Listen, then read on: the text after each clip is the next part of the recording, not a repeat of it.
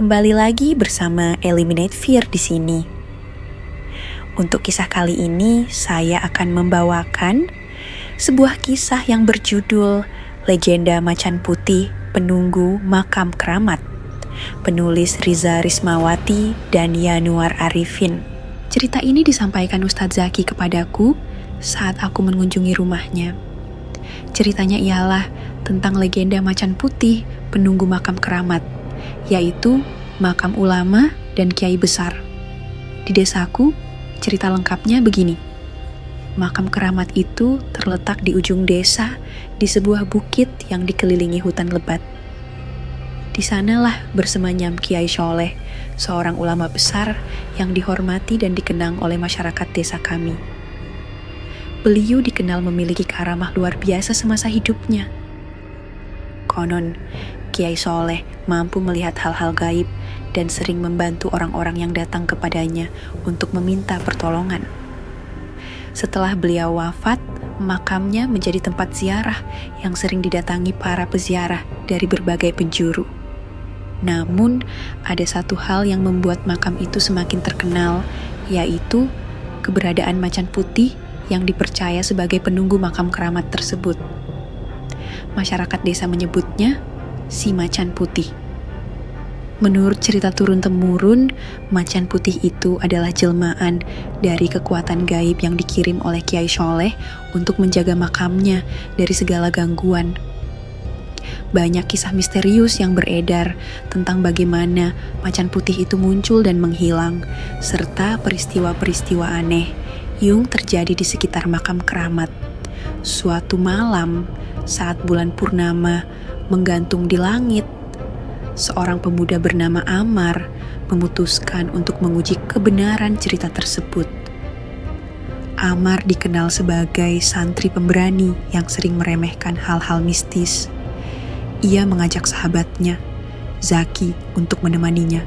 Zaki, meskipun sedikit ragu, akhirnya setuju. Mereka berdua membawa senter dan beberapa perbekalan, kemudian berjalan menuju bukit makam keramat. Suasana malam itu begitu sunyi, hanya suara angin yang sesekali berdesir di antara pepohonan. Setibanya di kaki bukit, mereka merasakan aura berbeda. Suasana hutan yang semula tenang mendadak terasa mencekam. Langkah kaki mereka semakin berat, tetapi Amar tetap melangkah dengan mantap.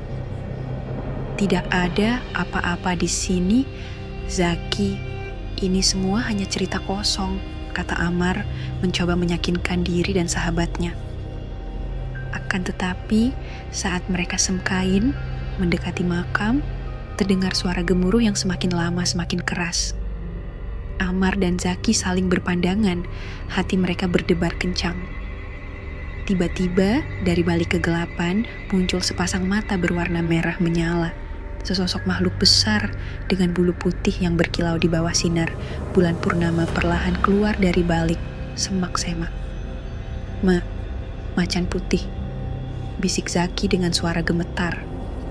Amar terdiam, seluruh tubuhnya terasa kaku. Makhluk itu berjalan mendekati mereka dengan langkah yang tenang. Tetapi pasti, detak jantung mereka berdua terasa semakin kencang. Amar mencoba mengambil langkah mundur, tetapi kakinya seakan terpaku ke tanah. Makhluk itu berhenti beberapa langkah di depan mereka. Dengan tatapan yang tajam, ia menatap kedua pemuda ini. Sejenak suasana hening, hanya terdengar nafas berat dari Amar dan Zaki. Lalu, terdengar suara yang dalam dan berat dari makhluk tersebut. Kalian berani mengganggu ketenangan makam keramat ini? Suara itu bergema seakan-akan keluar dari dalam bumi. Zaki yang pertama kali mampu menguasai diri dengan suara yang terbata-bata. Ia berkata, maafkan kami. Kami hanya ingin tahu kebenaran cerita tentangmu. Makhluk itu mengangguk pelan. Kebenaran tidak selalu harus diuji dengan keberanian. Terkadang cukup dengan kepercayaan dan rasa hormat. Setelah berkata demikian, makhluk itu perlahan menghilang ke dalam kegelapan, meninggalkan Amar dan Zaki yang masih terpaku di tempatnya. Dengan langkah gontai, mereka berdua akhirnya memutuskan untuk kembali ke desa. Keesokan harinya, desa gempar. Kabar tentang pertemuan Amar dan Zaki dengan macan putih menyebar dengan cepat. Semua orang membicarakan pengalaman mereka, memperkuat keyakinan bahwa legenda itu nyata. Namun, di tengah hiruk-pikuk tersebut, ada yang merasa iri dan tidak percaya. Gito, pemuda yang dikenal sombong, selalu mencari perhatian. "Aku tidak percaya cerita kalian," kata Gito saat bertemu Amar dan Zaki di warung kopi desa. "Aku yakin kalian hanya membuat cerita untuk menakut-nakuti kami." Amar menggeleng, "Kami tidak berbohong. Gito, kami benar-benar melihat macan putih itu." Gito menyeringai, "Baiklah, jika kalian benar, aku akan pergi ke makam keramat itu. Malam ini, kita lihat siapa yang berani dan siapa yang pengecut." Amar dan Zaki mencoba mencegahnya, tetapi Gito tetap pada keputusannya. Malam itu, dengan penuh keberanian yang berbalut kesombongan, Gito berangkat ke makam keramat sendirian. Langit malam itu kembali dipenuhi cahaya bulan purnama. Gito melangkah dengan percaya diri menuju bukit makam. Namun, semakin dekat ia ke tujuan, semakin berat langkahnya. Angin malam yang sejuk terasa menusuk hingga ke tulang. Sesampainya di makam, suasana begitu hening dan mencekam. Tiba-tiba, dari balik semak-semak, muncul suara gemuruh yang sama seperti yang didengar Amar dan Zaki. Gito berhenti sejenak, tetapi rasa sombongnya mengalahkan rasa takut. "Siapapun kau, keluarlah. Aku tidak takut padamu," teriak Gito dengan nada menantang. Dari balik kegelapan muncul sepasang mata merah menyala. Sosok macan itu keluar perlahan, lebih besar dan lebih menakutkan dari yang dibayangkan Gito. Namun, alih-alih mundur, Gito justru maju beberapa langkah. "Aku tidak percaya pada legenda bodoh ini," kata Gito sambil menghunus pisau kecil yang dibawanya. Macan putih itu mengaum keras, getarannya membuat tanah bergetar. Gito yang semula berani, mendadak merasa takut. Ia mencoba menyerang macan putih itu. Tetapi secepat kilat, macan putih menghindar dan melompat ke arah Gito. Sebuah perkelahian sengit terjadi. Gito berusaha melawan, tetapi kekuatan macan putih jauh di atasnya. Dalam sekejap, pisau kecilnya terlepas dan tubuhnya terlempar ke tanah. Macan putih mendekat, menatap Gito dengan tatapan tajam. Sombong dan tidak menghormati, suara dalam itu bergema lagi. "Kau harus belajar menghormati." Macan putih itu tidak menyerang lebih jauh, tetapi mendekatkan wajahnya ke wajah Gito.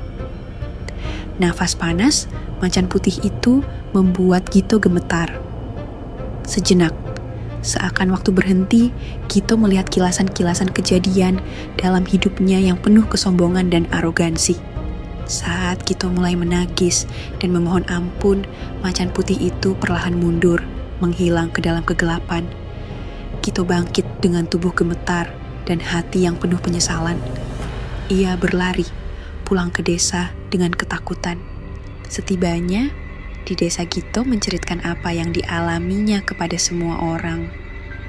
Tidak ada lagi nada sombong dalam suaranya, hanya penyesalan dan rasa takut yang mendalam.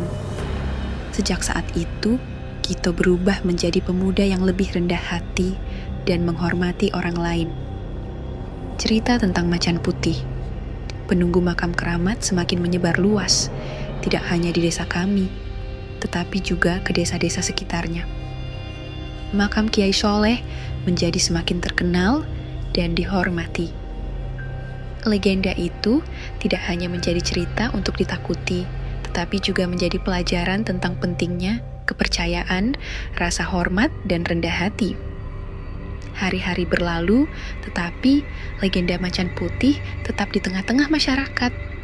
Setiap kali ada yang mencoba meremehkan atau mengganggu ketenangan makam keramat, cerita tentang Gito selalu diingatkan. Masyarakat semakin menjaga makam itu dengan penuh penghormatan, menyadari bahwa ada kekuatan gaib yang selalu siap melindungi warisan spiritual mereka. Dan begitu, legenda macan putih penunggu makam keramat terus hidup menjadi bagian tak terpisahkan dari sejarah dan budaya. Sekian untuk kisah kali ini. Terima kasih sudah mengikuti cerita ini dari awal sampai akhir. Kita ketemu lagi di cerita selanjutnya. Dan buat kalian yang baru bergabung, jangan lupa untuk like, share, komen, dan subscribe channel ini. Dan nantikan cerita horor lainnya hanya di Eliminate Fear.